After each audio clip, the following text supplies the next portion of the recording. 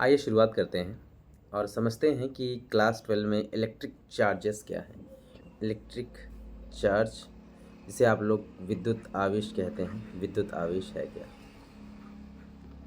विद्युत आवेश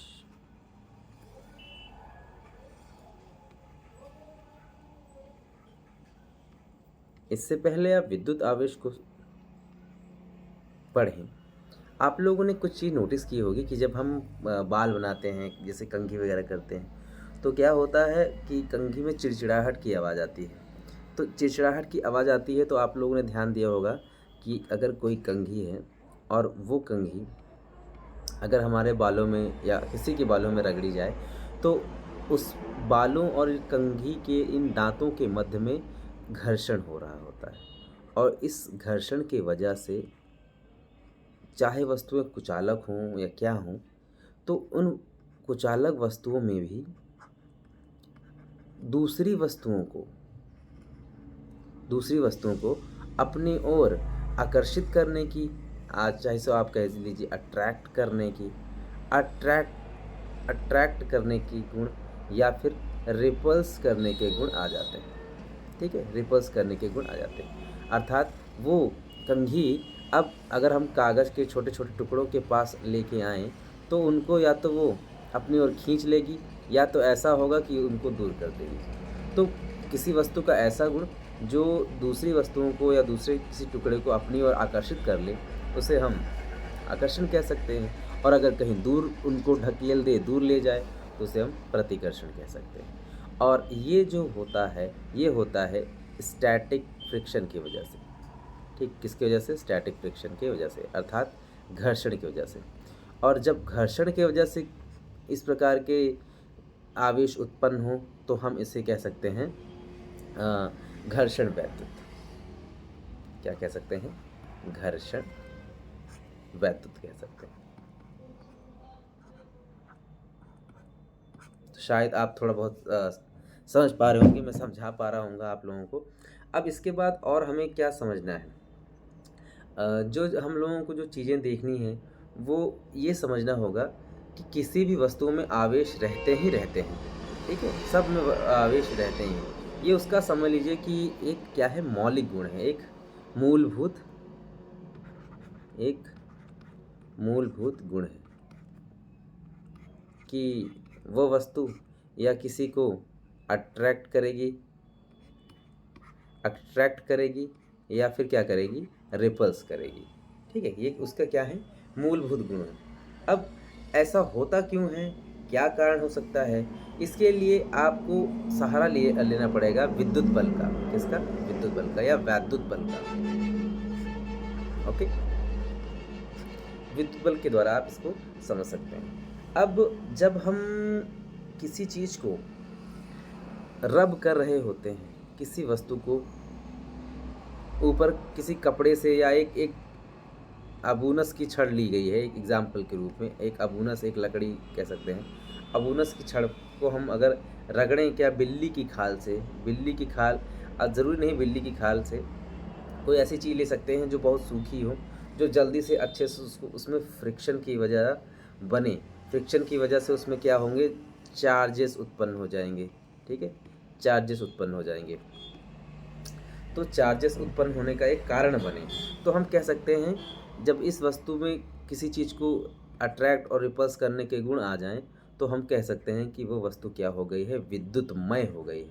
माने उस वस्तु में विद्युत के गुण समाहित हो गए हैं, या आ गए हैं, या उत्पन्न हो गए। तो वो वस्तु कैसी हो गई है, विद्युतमय हो गई है। अर्थात अब वह वस्तु किसी चीज़ को या तो खींच सकती है या तो दूर ले जा सकती है। अब ये परमानेंट होगा या फिर टेम्परेरी होगा, ये बात है। ठीक है, तो आई होप कि इससे आप समझ गए होंगे। तो और आगे हम लोग इसके बारे में चर्चा करते हैं। तो इससे हमें क्या डेफिनेशन मिलती है, क्या समझ में आता है कि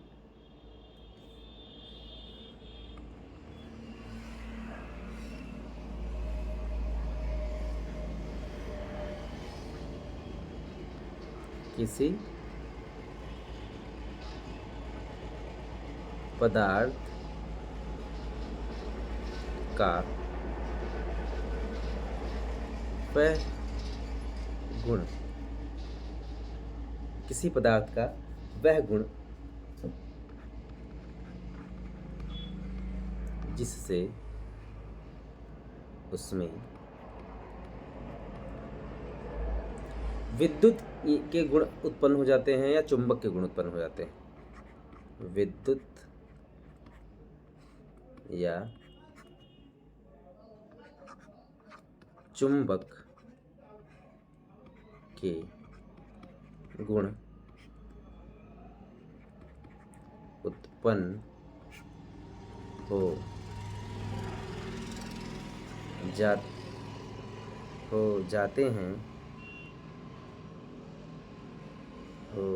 जाते हैं, हम कह सकते हैं कि उसमें क्या आ जाता है, विद्युत, उसमें क्या आ जाता है, विद्युत आवेश आ जाता है।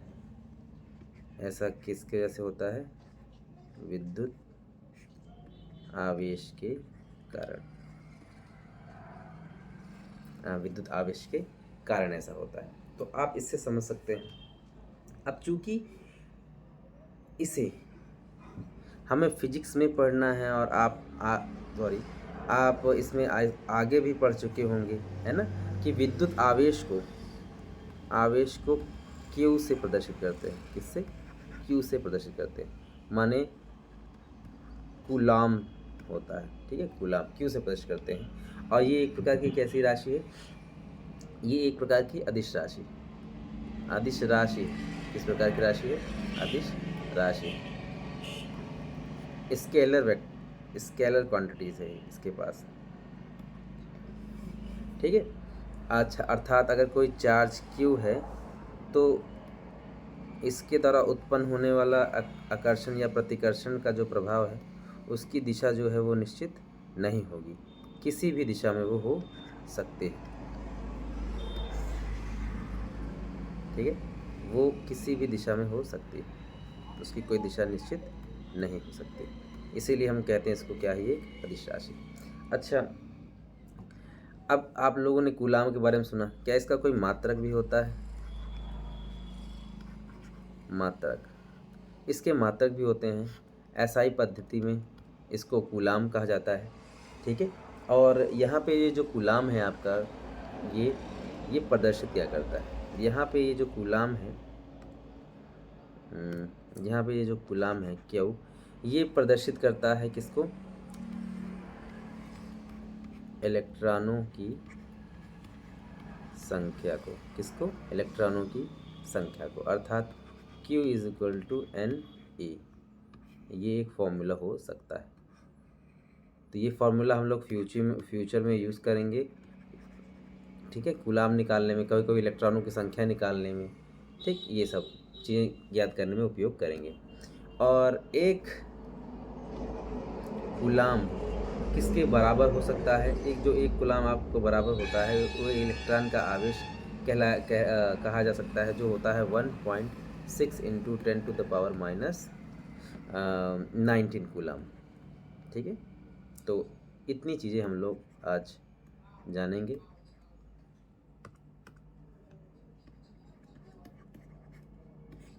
तो आज हम लोगों ने क्या क्या सीखा, आज हम लोगों ने बेसिकली जो सीखा वो था क्या, कि इलेक्ट्रिक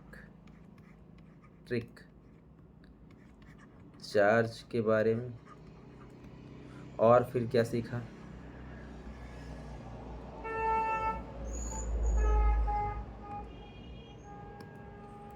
साथ में हमने सीखा कि इन सब में जो इलेक्ट्रिक फोर्स होती है वो किसकी वजह से होती है, फ्रिक्शन की वजह से हो सकती है, और फ्रिक्शन की वजह से किसी इंसुलेटर कुचालक में भी, इंसुलेटर माने कुचालक,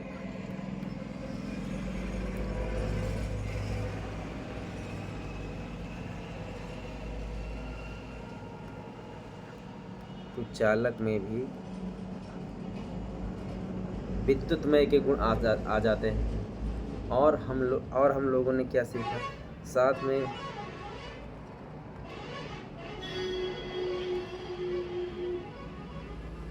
साथ में हम लोगों ने ये सीखा कि जो चार्ज है वो कैसी राशि है, एक अदिश राशि है, अर्थात it do not have any fix direction, it can move.